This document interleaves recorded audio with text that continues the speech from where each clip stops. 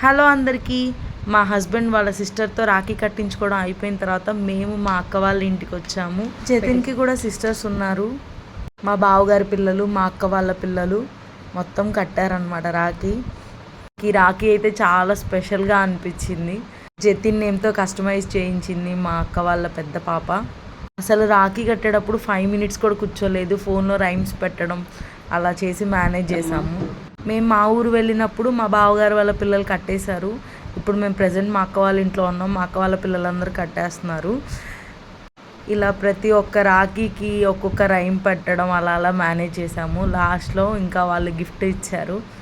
ఆ గిఫ్ట్ జతిన్కి చాలా నచ్చింది. ఎందుకంటే ఫుల్గా చాక్లెట్స్ ఉన్నాయి. చాక్లెట్స్ అంటే ఎవరికి ఇష్టం ఉండదు. ఇంకా జతిన్ ఇంకా అదే పనిగా తింటూనే ఉన్నాడు ఆ రోజంతా చాక్లెట్స్. తనకు చాలా బాగా నచ్చింది ఆ గిఫ్ట్ అయితే. ఈసారి రాఖీ ఫెస్టివల్ మాకు చాలా స్పెషల్గా ఉండిపోయింది. ఎందుకంటే లాస్ట్ టైం మా పెద్దక్క వాళ్ళ పిల్లలు మిస్ అయ్యారు. ఈసారి వాళ్ళు కూడా కవర్ అయ్యారు. అందరు కట్టారు. చూడండి మా బుడ్డోడికి ఎన్టీఆర్ కట్టినట్టు ఎన్ని రాఖీలు వచ్చేసాయో.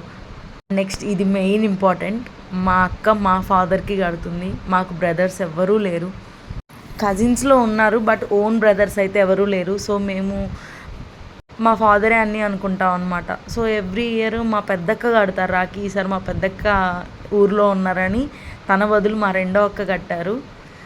మనం రాఖీ ఎందుకు కడతాం?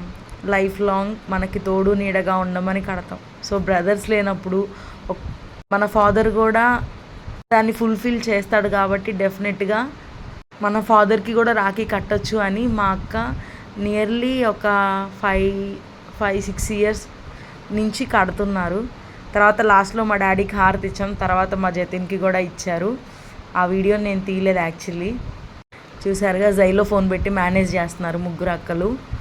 మా ఇంట్లో అయితే రాఖీ ఫెస్టివల్ ఇలా జరిగిందండి. మీరు ఎలా జరుపుకున్నారు?